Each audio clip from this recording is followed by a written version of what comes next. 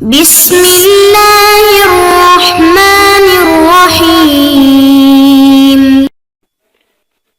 أعوذ بالله من الشيطان الرجيم. إن الذين آمنوا والذين هادوا والنصارى والصابئين من آمن بالله واليوم الآخر وعمل صالحا فلهم أجرهم عند ربهم ولا خوف عليهم ولا هم يحزنون. محترم سامعین، یہ سبق نمبر 106 آیت نمبر 62 ہے۔ آیت کریمہ کا ترجمہ: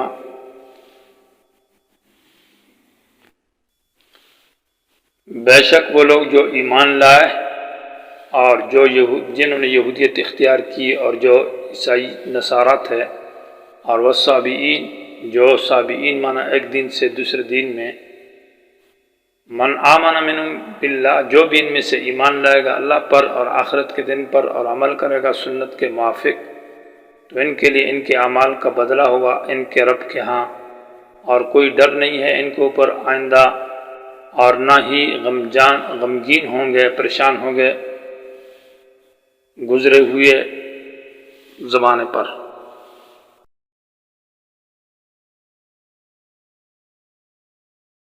یہ چونکہ سورت کا چوتھا حصہ تھا اور چوتھا حصے کے اندر 6 خطابات کا ذکر تھا۔ پہلا خطاب جس میں 8 انعامات بنی اسرائیل کے اوپر اللہ تبارک و تعالی نے ماقبل ذکر کی ہے، نجات من فرعون، نجات من الغرق، اور عفو عن الذنب، ایتاء الکتاب، اور عفو عن العقوبت، اور حیات بعد الممات، تذلیل الغمامہ و انزال المن والسلوى، اور نمبر 8 انفجار العیون من الحجر۔ 2 نقمتیں یعنی 2 سزاؤں کا بیان تھا، جو کہ انزلنا علیہم رجزا من السماء، تعاون کی بیماری بسبب تبدیل قول شرعی اور تبدیل عمل شرعی کی وجہ سے۔ دوسری یہ ہے سزا ضربت علیہم الذلۃ والمسکنۃ، جو ایک نعمت کی ناقدری اور ناشکری کی وجہ سے، اور مزید عذابوں کا تذکرہ تھا کہ وباء بغضب من اللہ، اللہ کی ناراضگی، اور کفر بالآیات، اور انبیاء کا قتل، عصیان نافرمانی، اعتداء ظلم بدعت۔ تو ضربت علیہم الذلۃ والمسکنہ میں ان کے اوپر ذلت سے مراد فقر و فاقہ کا ٹھپا اور مہر لگا دیا گیا۔ اگرچہ یہ مالدار ہے لیکن ان کے اندر وہ یعنی ان کی عادت خراب ہوگی، وہ کنجوسی ان سے ختم نہیں ہوتی، اور مسکنت ظاہری حال ان کا برا ہوگا، وہ مطلب یہ ہے کہ نعمت کے اثر نظر نہیں آتا۔ اور حدیث میں آتا ہے کہ جو آدمی کے اوپر اللہ تعالیٰ نے انعامات فرمائی ہے تو لیرا اثر نعمت اللہ، اللہ کی نعمت کا اثر اس کے اوپر ظاہر ہونا چاہیے۔ اس کی وجہ سے وباء بغضب من اللہ، اللہ کے قہر اور غضب میں پڑ گئے، اللہ کے ناراضگی کے ساتھ واپس آئے۔ اور ذالک، یہ اللہ کی جو ناراضگی ہے اس وجہ سے کہ کانوا یکفرون بآیات اللہ، اللہ کی کتاب اور اللہ کی آیات سے انکار کرنا، اور اس طرح یقتلون النبیین بغیر الحق، انبیاء کو بغیر جرم شرعی کے قتل کرنا۔ بغیر الحق میں الحق سے مراد جرم شرعی ہے، کیونکہ انبیاء علیہم الصلاۃ والتسلیمات کے اندر کسی قسم کا کوئی جرم شرعی نہیں تھا جس کی وجہ سے ان کو قتل کیا جاتا ہے، مانا ویسے ہی حق بات کی وجہ سے ان کو قتل کرتے تھے۔ اور حضرت زکریا علیہ السلام، حضرت یحییٰ علیہ السلام، حضرت یسیع اور یرمیہ، بہت سارے انبیاء کا قتل کیا۔ انبیاء کو یہودیوں نے قتل کیا، یہ گناہ گویا کہ ان کا ایک بہت بڑا عظیم جرم ہے۔ ذالک، یہ جو ان کا انبیاء کو قتل کرنا ہے یا کفر آیات کا کرنا ہے، اس کی وجہ کیا ہے؟ بما عصوا، یہ ان کی نافرمانیوں کی وجہ سے، فسق و فجور اور گناہ۔ عصیان کہتے ہیں مخالفت امر اللہ والرسول، اللہ اور اللہ کے رسول کے احکامات کے خلاف چلنا، گناہ اور فسق و فجور۔ تو جب انسان کے اندر معصیت اور گناہ بڑھتے ہیں تو پھر وہ بڑے بڑے جرم کرتا ہے، قتل انبیاء کا ہے، آیات کا انکار ہے، کفر بالآیات ہے۔ وَكَانُوا يَعْتَدُونَ، اور یہ حد سے بڑھ جانے والے تھے۔ اعتداء کا معنی حدود شریعت سے تجاوز کرنا، تو اس سے اشارہ ہے کانوا یعتدون میں ان کے بدعات کی طرف، ظلم کی طرف۔ تو بما عصوا میں ان کے فسق و فجور، عام گناہوں کی طرف اشارہ ہے کہ عام گناہ کرتے تھے، اور کانوا یعتدون مانا بدعات کرتے تھے. تو یہ جو دو گناہ ہے ان کی وجہ سے انبیاء کا قتل ہوا اور کفر بالآیات ہوا. تو آخر میں بغضب من اللہ، اللہ کی ناراضگی اور اللہ کا قہر و غضب ان پر نازل ہوا. ان الذین آمنوا کی آیت کا عنوان ہے ترغیب الی العمل. اس کو کہا جائے، اس خطاب کا جس میں 8 نعمتیں 2 نعمتوں کا بیان تھا، تو آخر میں تتمہ ہے. ہر خطاب کا آخر میں ایک تتمہ آتا ہے جس کو خاتمہ کہتے ہیں. تو یہاں تتمہ ترغیب الی الایمان والعمل الصالح، پھر ان کو ترغیب دی جا رہی ہے نیک اعمال کی طرف اور اعمال صالحہ کی طرف کہ آؤ، یعنی جو کچھ ہو چکا ہے سو ہو چکا ہے. اب بھی اگر تم توبہ طائب ہو جاؤ، چاہے یہودی ہے، چاہے عیسائی ہے، چاہے وہ صابئین ہے، چاہے وہ عام دعوے دار مسلمان ہیں، صحیح عقیدہ اور صحیح ایمان بھی لے آئیں اور عمل بھی نبی کے سنت کے مطابق کریں، یعنی عقیدہ اور عمل دونوں درست کریں، تو فلہم اجرہم، ان کے لیے اب بھی اجر ہے، مانا ان کے یہ گناہ جو گزشتہ ہوئے یہ معاف کر دیے جائیں گے.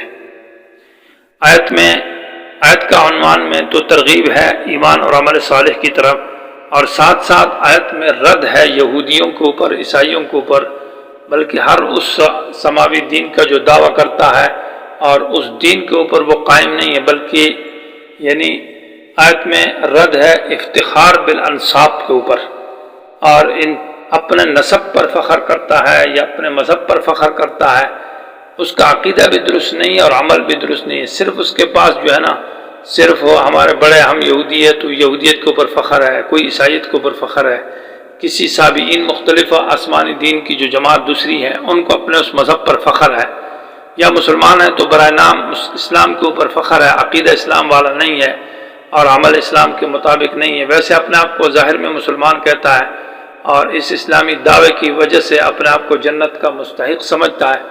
تو اس پر رد ہے آیت کے اندر کہ صرف نام کافی نہیں ہے، صرف باپ دادے کے اوپر یا دین کے اوپر بڑوں کے اوپر فخر یہ اسلام میں کام نہیں چلے گا، بلکہ صحیح عقیدہ اور صحیح عمل سے انسان جنت میں جائے گا.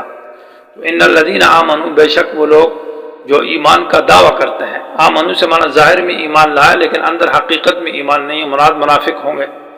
یا ان الذین آمنوا سے مراد وہ لوگ ہے دوسرا معنی جو بالکل صحیح ایمان والے ہیں. تو 2 معنی ہیں ان الذین آمنوا کی آیت کے اندر. والذین ہادوا سے مراد وہ لوگ ہادو جنہوں نے یہودیت اختیار کی ہے. تو یہ ہادو بمعنی تحودو کے ہے، اور تحودو کا معنی یہودیت اختیار کی ہے، جو یہودی بن گئے. اور یہ کہ ہادو یہ مشتق ہے ہدنا سے، انا ہدنا الیکا، جیسے انہوں نے کہا تھا کہ اللہ ہم تیری طرف لوٹ گئے، یعنی ہم نے کفر چھوڑ دیا ہے، سورہ اعراف کے اندر ہے. والذین ہادو وہ لوگ جو اسلام کی طرف یا مثلا یہ صحیح مذہب کی طرف لوٹ کر آئے، یعنی صحیح حق پرست یہودی. تو 2 معنی اس کے کیے جا سکتے ہیں.